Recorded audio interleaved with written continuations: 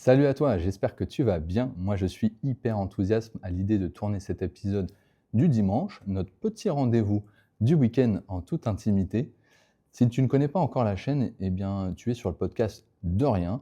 Ici, on parle investissement, business et réussite. On se permet de s'écarter parfois des sujets, finalement de parler de tout et de rien. On parle cash et l'idée, c'est d'apprendre ensemble à explorer notre potentiel financier et finalement gagner en indépendance financière. Pour te récapituler comment ça se passe sur la chaîne, il y a 2 épisodes par semaine. Le premier épisode sort tous les mercredis et là, c'est une interview d'une personnalité, de quelqu'un qui a une expertise sur un sujet qui peut nous intéresser et sur lequel on va avoir des tips très actionnables à aller chercher. Et puis le dimanche, en fin de semaine, eh bien, tu vas avoir une capsule au format solo qui peut revêtir plusieurs formes. Soit nous allons approfondir un sujet qui aura été vu notamment le mercredi d'avant, ou bien c'est une revue de lecture qui va te permettre de décrypter et d'apprendre d'un ouvrage connu sur les thématiques.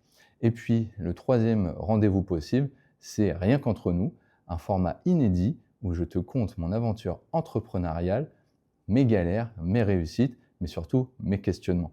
Alors, monte le son, c'est parti. Jusqu'à présent, le podcast était avant tout audio, sonore, et tu pouvais me retrouver très facilement avec un son de qualité sur toutes les plateformes d'écoute que tu connais, notamment Apple Podcasts, Spotify, Deezer et que sais-je. Aujourd'hui, la chaîne grandit très vite et on va bientôt atteindre plus d'un millier d'écoutes. Et donc, pour cela, j'ai pu acquérir du matériel sonore et vidéo également. Et je vais avoir la chance de dérouler mes épisodes de plus en plus sur le format d'image que tu pourras visionner sur YouTube principalement. J'en profite d'ailleurs pour te faire une énorme dédicace et un grand merci parce que la chaîne grandit forcément grâce à toi qui t'abonne, qui like et qui commente, qui réagit. Vous êtes de plus en plus nombreux, donc merci infiniment. N'hésitez pas à continuer ces réactions sur les plateformes d'écoute, mais aussi sur mes autres réseaux, YouTube et Instagram. Je suis également aussi très disponible sur LinkedIn si tu veux échanger avec moi et approfondir l'échange. Et donc, on va commencer ce rendez-vous dominical avec le cœur du sujet. Aujourd'hui, c'est un sujet mindset.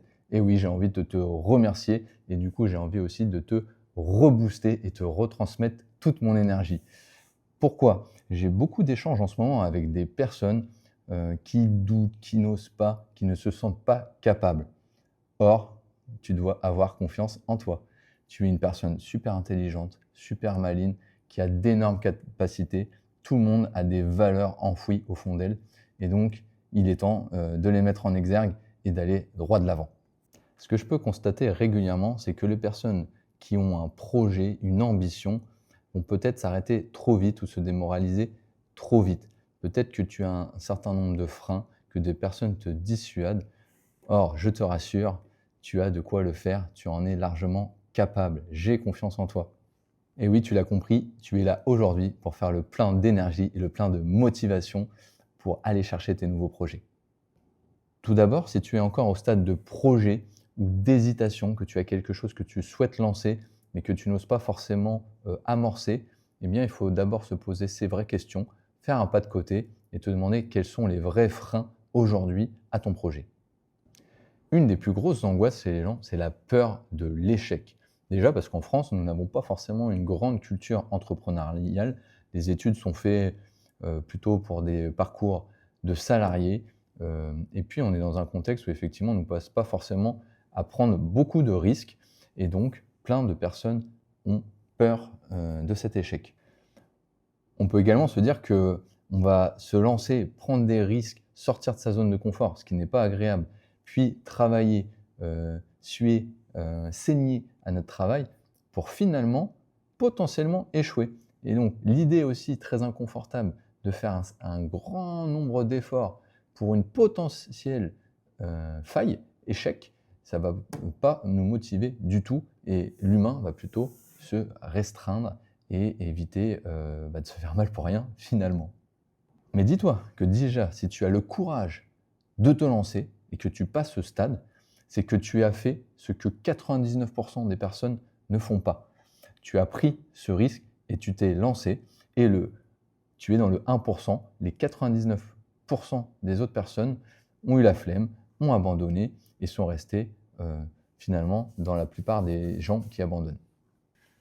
Donc toi, lance-toi, ose et tu auras déjà amorcé une super aventure. Alors, il va y avoir 2 scénarios. Le premier, c'est le scénario où tu échoues. Prenons ce pire scénario. Si tu te lances, que tu travailles et cetera, que tu mets beaucoup d'énergie et qu'au bout, tu échoues, quelles vont être au pire les répercussions? Tu as peur de quoi? L'échec en tant que tel, qu'est-ce qui te fait peur là-dedans? Le regard des autres, le regard des proches, le fait que tu vives une situation d'échec? Je te rappelle qu'un échec va forcément t'apprendre quelque chose. Au pire des cas, tu es, dans une situation peut-être confortable avec un revenu, que ce soit en tant que salarié, en tant qu'indépendant et cetera. Mais tu souhaites, autre chose et tu en as un petit peu marre, tu as fait le tour. Qu'est-ce que ça va t'apporter de te lancer? Ça va t'apporter des milliers de choses. Tu vas apprendre, tu vas rencontrer des personnes, tu vas faire tout un tas de choses finalement hyper positives. Et donc quand bien même l'issue de ce projet serait l'échec, peu importe le résultat, tout le chemin parcouru et toutes les choses accumulées au fil du temps seront déjà d'énormes réussites pour toi. Et puis, si tu as peur de quitter cette situation confortable et que tu échoues au bout de ton projet, il n'est jamais trop tard pour revenir en arrière. La plupart des emplois et des situations sont rétroactives. Tu pourras toujours retourner ou en tout cas te relancer dans un autre métier, dans une autre activité, dans une autre entreprise dont tu as les compétences et dont tu es aujourd'hui dans le cœur de métier, le cœur de mission.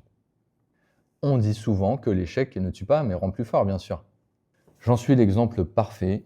Je peux te dire que depuis que je me suis mis à mon compte et que je travaille sur le projet du média de rien, j'ai fait énormément de rencontres. J'ai croisé des gens que je n'aurais jamais eu l'opportunité de croiser avant, avec de très belles réussites. Bien sûr, le chemin est encore long pour faire démocratiser le podcast et pour avancer, mais déjà, je me tourne et je regarde les vraies réussites, je me nourris de ces victoires et c'est déjà énorme en très peu de temps. C'est vrai ça. Pourquoi la réussite serait uniquement pour les autres? Est-ce que tu t'es dit que ça pouvait déjà t'arriver? Et puis, quand tu questionnes plein d'entrepreneurs ou de personnes qui lancent des projets X ou Y, effectivement, le chemin est plus ou moins long selon les histoires. Néanmoins, plein de personnes te disent qu'ils ont rencontré la réussite au-delà de leurs espérances. Et donc, les capacités sont multiples. Quelque chose aussi, auquel je pense de plus en plus, c'est aussi le fait que la vie est, sur une durée limitée et qu'il faut aussi à un moment se lancer. Il y a toujours un meilleur moment en fait. Le meilleur moment était toujours hier. Si tu ne te fixes pas un cadre et un timing, peut-être que tu as vraiment des choses, tu as beaucoup de choses et tu ne peux pas courir tout en même temps. Mais en même temps, tu ne peux pas tout le temps repousser à demain pour que ça soit finalement jamais. Je ne sais pas si tu as déjà croisé cette image, dans un livre, sur les réseaux, mais c'est la fameuse image, tu as en fait, un tableau avec plein de petits bâtons ou des petites croix et en fait, on sait que, en moyenne, la durée de vie d'un homme ou la durée de vie d'une femme font tel X années. Eh bien, on va te mettre, des X par rapport aux années et puis après on va zoomer, on va te mettre des X par rapport au nombre de semaines et donc par rapport à ce nombre de semaines dont statistiquement tu disposes finalement, on va noircir celles que tu as déjà utilisées, que tu as déjà vécues, et puis on va laisser en clair celles qu'il te reste. Et là, ça peut faire réfléchir parce que pour beaucoup d'entre nous, on se rend compte qu'on a déjà utilisé une bonne partie des semaines. Ça peut être un quart, un tiers, la moitié, voire plus de la moitié. Et donc, comment tu veux vivre le reste de tes jours, de tes semaines? Comment tu veux vivre cette vie? Est-ce que tu ne risques pas de regretter de ne pas t'être lancé et surtout de faire ce qui te passionne? Vous êtes tous passionnés. À chaque fois que je parle avec vous, vous avez des passions cachées. Étudiants, jeunes entrepreneurs, jeunes actifs, cadres dirigeants, peu importe le profil, vous avez tous, en plus du travail, soit votre travail vous passionne d'ailleurs, soit vous avez des hobbies, des passe-temps, et vous voulez sûrement le développer. Mais vous pouvez y aller. J'ai confiance en vous, allez-y. Souvent, avec la peur de l'échec, il y a en deuxième raison la peur de l'entourage. Et là, c'est difficile, hein, je ne suis pas psychologue, mais je pense qu'il faut complètement se dédouaner de ça. Il faut réussir à vraiment prendre une réflexion. Si tu as besoin, il y a des professionnels, des psychologues. On peut de plus en plus consulter de bons psychologues de manière très accessible finalement. Et donc, pourquoi tu as peur de ton entourage? La peur, de ne pas, plaire, la peur de ne pas satisfaire, la peur de décevoir. On a tous plus ou moins un rapport avec nos proches qui peut être différent, famille, frères, sœurs, cousins, cousines, voire même amis. Eh bien, il faut vraiment que tu te poses là-dessus. Est-ce que, tes amis, si tu échoues, vont être là pour te relever, pour t'aider, pour te tendre la main? Ou est-ce qu'à l'inverse, ils vont plutôt, se complaire, rigoler, de ton échec? Hem, Si c'est le cas, eh bien, je pense qu'effectivement, tu as tout intérêt à, couper les ponts, en tout cas à t'éloigner et à faire fi de leur regard parce qu'il n'est pas du tout important, il ne compte pas dans ta vie. Il faut vraiment que tu attaches de l'importance aux bonnes personnes et on le dit souvent, hein, mais nous sommes la moyenne des 5 personnes que nous côtoyons et donc ton entourage proche va vraiment être hyper important dans la dynamique de te lancer. Alors souvent, ce n'est pas méchant, c'est au contraire bienveillant. Tes proches, veulent ta réussite et rejettent leur propre peur sur toi. Ils ne veulent pas que tu prennes de risques, comme si eux ne voulaient pas en prendre. Or, vous avez des personnalités différentes et toi, le fait que tu vas oser, eh bah, tu vas sûrement surprendre et tu vas sûrement peut-être te mettre des personnes à dos, mais aie confiance en toi. Les mêmes personnes qui t'embêtent aujourd'hui là-dessus ou qui ont peur pour toi en tout cas, eh bien, seront les premières à te féliciter, à soutenir uniquement quand tu auras réussi et je sais que tu vas réussir. Toujours est-il qu'ils ne vont pas, t'aider sur ce chemin qui peut être plus ou moins long et qui te demande un certain temps avant la réussite.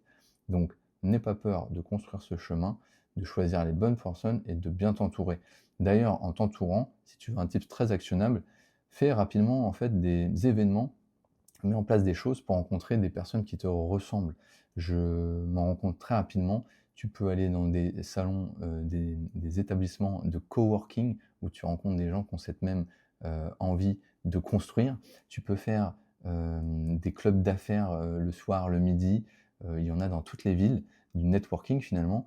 Tu peux faire également des salons, hem des salons, on va dire annuels sur des thématiques, qui te sont chères. Voilà, il y a des multitudes de possibilités pour t'entourer des personnes qui sont dans la même dynamique que toi et qui vont te propulser, te donner du positif et avoir envie d'y aller, quoi. Après la peur de l'échec, en un, après le regard de l'entourage, en 2, il y a en 3 le syndrome de l'imposteur. C'est quelque chose qui nous a quasiment tous frappés à un moment ou à un autre de notre vie. Eh bien, on se dit qu'on n'est pas à la hauteur, qu'on n'est pas compétent, qu'on n'est pas légitime. Pourquoi tu serais moins légitime qu'un autre finalement? Encore une fois, je sais que tu as ta place. Il ne faut pas croire qu'il y a forcément besoin d'être un ultra sachant. On peut se placer parfois en apprenant, comme moi avec, l'aventure du podcast et les questions que je pose à mes invités pour qu'on apprenne ensemble.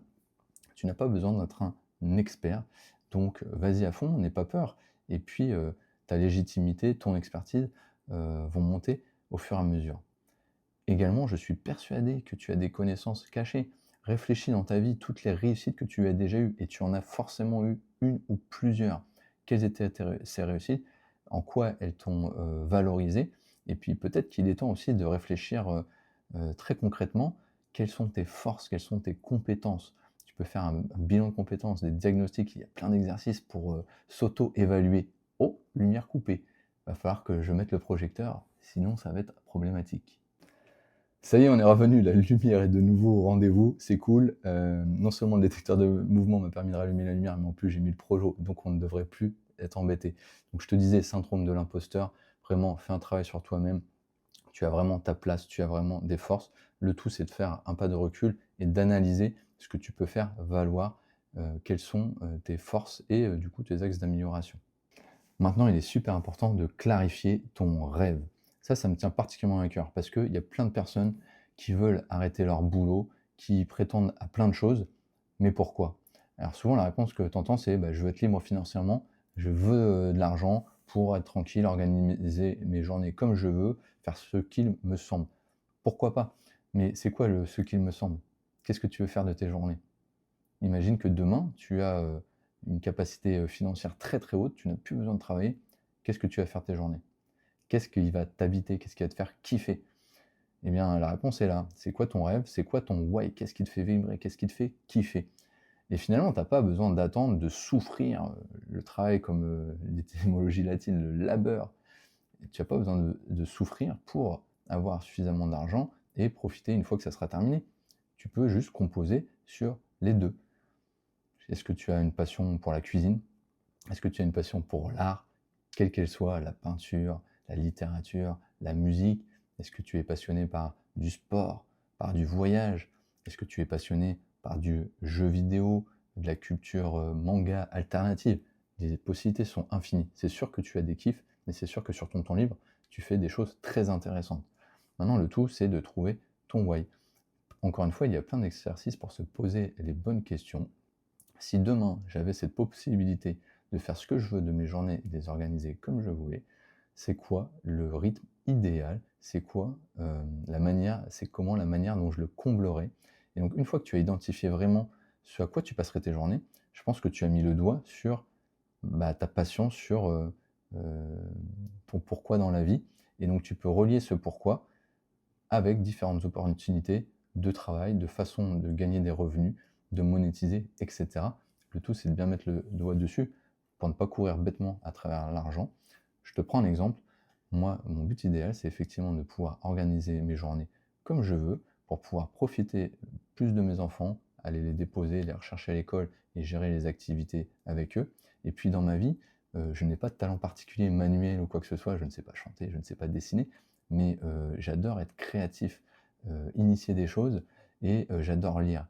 Et donc le podcast, c'était une super manière de composer ma lecture, parce que je lis beaucoup d'ouvrages pour mes interviews, mais aussi pour mes revues de lecture.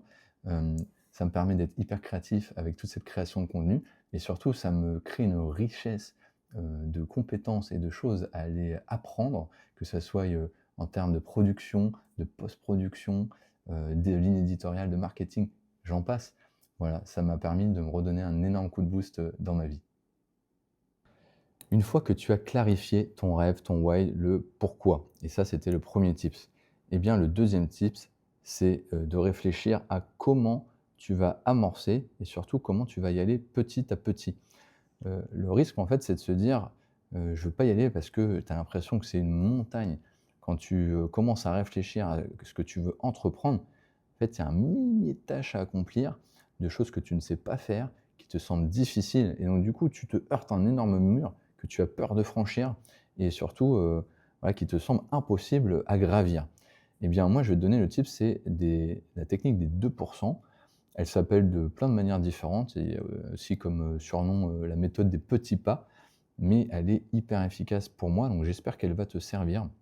En fait, c'est de se dire, tu choisis, un objectif, gagner, telle somme ou, avoir telle réussite et puis tu vas réfléchir à la manière d'y arriver et donc forcément, tu vas avoir des étapes. Je te prends un exemple, si tu veux gagner, sur une année 100 000 € eh bien et je te le souhaite, eh bien, il va y avoir plein de petites étapes intermédiaires. Donc peut-être que le premier mois, ça va être 1 000 €, peut-être que le deuxième mois, ça va être 2 000 €, peut-être que le quatrième mois, de manière, non proportionnelle, ça va être tout de suite 6 000 €, je ne sais pas. C'est à toi de réguler, de penser ce qui est certes ambitieux, mais très réalisable.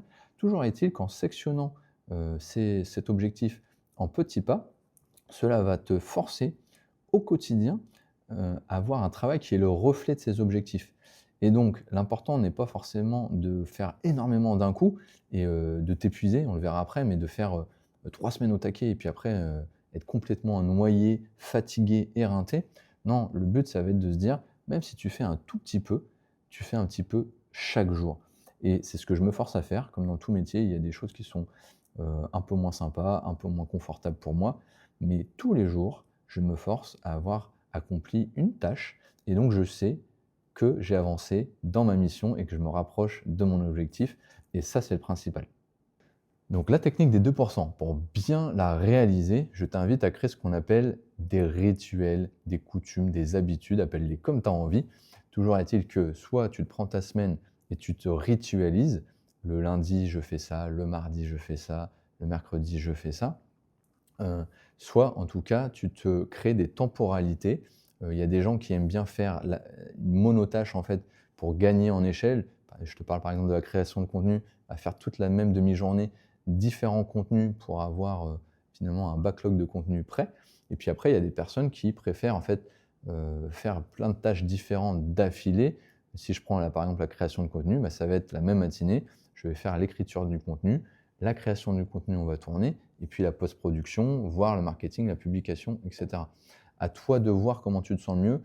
Il y a des personnes qui sont beaucoup plus agiles à travailler d'une manière ou d'une autre. Moi, pour ma part, je travaille par exemple énormément le soir.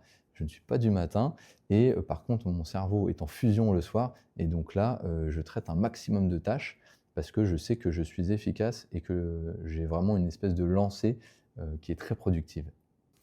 Le deuxième tips, évidemment, c'est entoure-toi des bonnes personnes. On en a un peu parlé finalement dans les problématiques amont qu'il fallait relever. On ne le répétera jamais, mais qu'est-ce que ça joue sur la motivation, en bien comme en mal? Tu as des personnes qui arrivent vraiment à te tirer vers le bas, à te démotiver, et déjà que c'est dur de se lancer et d'y aller, si tu as le courage de le faire et que des personnes viennent te hisser vers le bas, bon, c'est quand même très dommage. Donc entoure-toi des bonnes personnes avec les différentes manières dont je t'ai dit, mais il y a tellement plein de personnes altruistes qui ont envie de partager, qui ont envie de donner. Par exemple, si tu as envie de motivation, écoute en boucle l'épisode. Et puis si tu veux échanger sur l'aventure entrepreneuriale, tu as les épisodes Rien qu'entre nous qui vont t'aider. Et je reste dispo sur LinkedIn si tu as envie d'échanger avec moi. Quatrième tips, mais pas des moindres, gère ton énergie. Surtout, évite de te cramer dès les premiers jours, dès les premières semaines. Encore une fois, tu as peut-être un objectif qui est une montagne.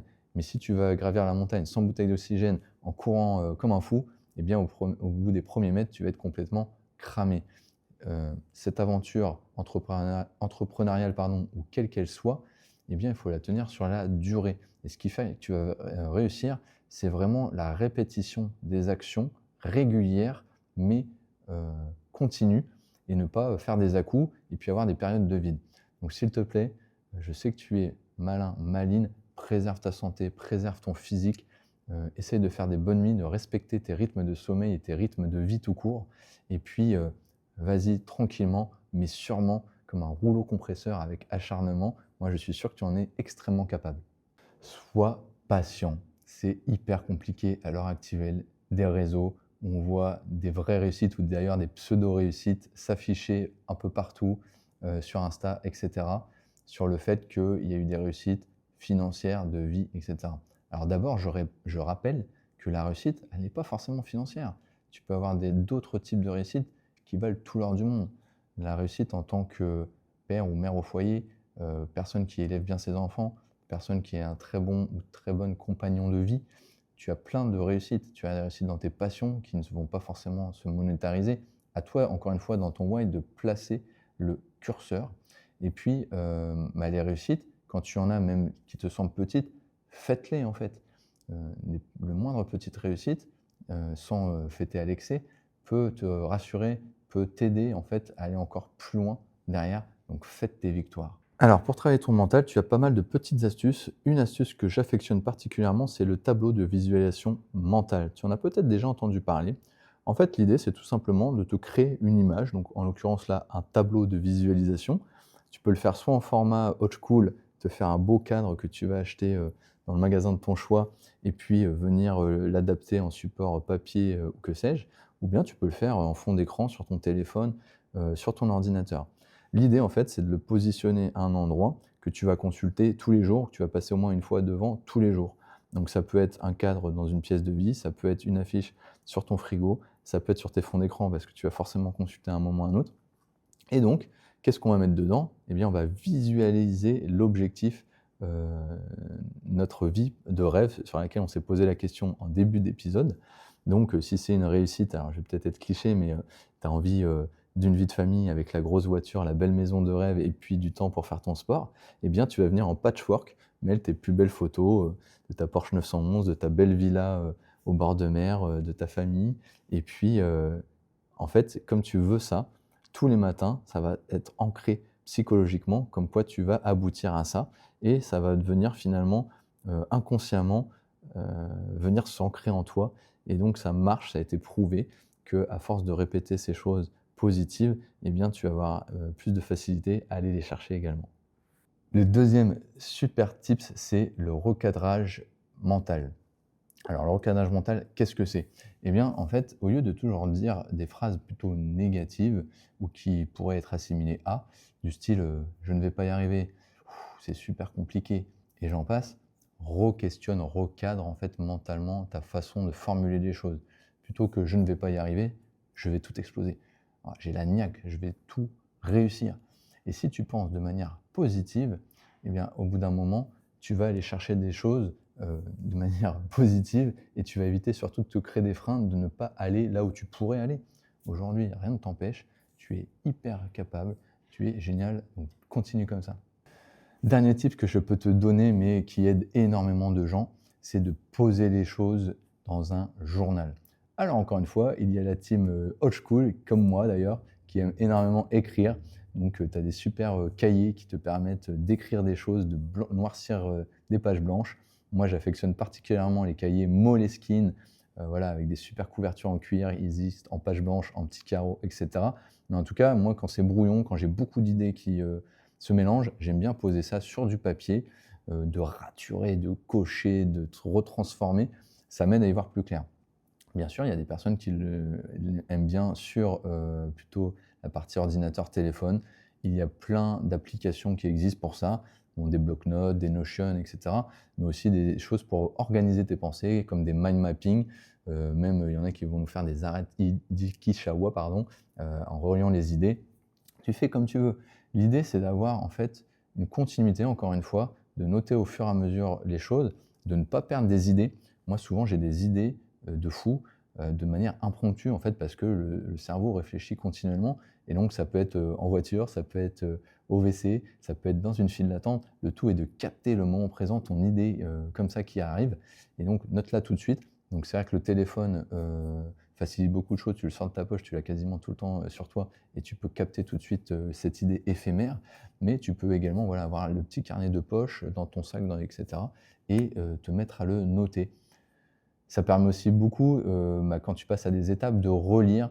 C'est très agréable de pouvoir regarder le chemin que tu as parcouru, de dire: «Mais en fait, il y a 3 semaines, j'étais là. Waouh, tout le travail que j'ai accompli entre 2, c'est juste formidable», et puis ça permet aussi de te rappeler, des fois, tu as eu des super idées et puis ayant la tête dans le guidon, tu les as zappées, tu es passé à autre chose. Sauf que c'était des super bonnes idées exploitées, c'était super important. Ça va pouvoir te déclipser des choses, et donc tu vas pouvoir revenir piocher dans ces idées et accélérer d'un coup. Et voilà, l'épisode est fini. C'était un format un peu particulier par rapport aux autres que tu as connus, beaucoup plus court, beaucoup plus punchy. Mais en tout cas, moi, si j'ai réussi ne serait-ce qu'à motiver une seule personne à se lancer, à aller de l'avant, eh bien, ça serait vraiment une réussite pour moi. Je serais hyper content, hyper fier. Alors peut-être que le sujet te paraît bateau, mais moi je ne crois pas. Ce n'est pas juste le monde des bisounours et de la bienveillance gratuite, c'est juste le fait que moi je suis persuadé que chacun a des forces en soi, chacun et chacune. Tout le monde peut créer des projets, envoyer. Tout le monde a une personnalité, une richesse en soi qui doit être exploitée. Et peut-être que ça n'intéresse pas tout le monde, mais les personnes qui sont intéressées, moi j'ai vraiment à cœur qu'elles ne soient pas bloquées, qu'elles ne se sentent inférieures. Non, tu es hyper malin, tu es hyper intelligente, tu es hyper riche au fond de toi. Donc s'il te plaît, fais-toi confiance, entoure-toi des bonnes personnes, crée de la méthodologie pour avancer, mais vas-y à fond parce que moi je suis persuadé que tu vas réussir. Alors déjà, si tu as écouté cet épisode, c'est un premier pas, mais lance-toi, ferme ton écran, vas-y maintenant. Franchement, bravo à toi pour tout ce que tu vas faire et tout ce que tu as déjà entamé. Hop, hop, hop, ne t'en vas pas si vite. Si tu as déjà été à fond de cet épisode jusqu'à la fin, eh bien un grand merci à toi. C'est que tu es un fidèle auditeur ou une fidèle auditrice. Merci infiniment. J'ai toujours vraiment extrêmement besoin de toi.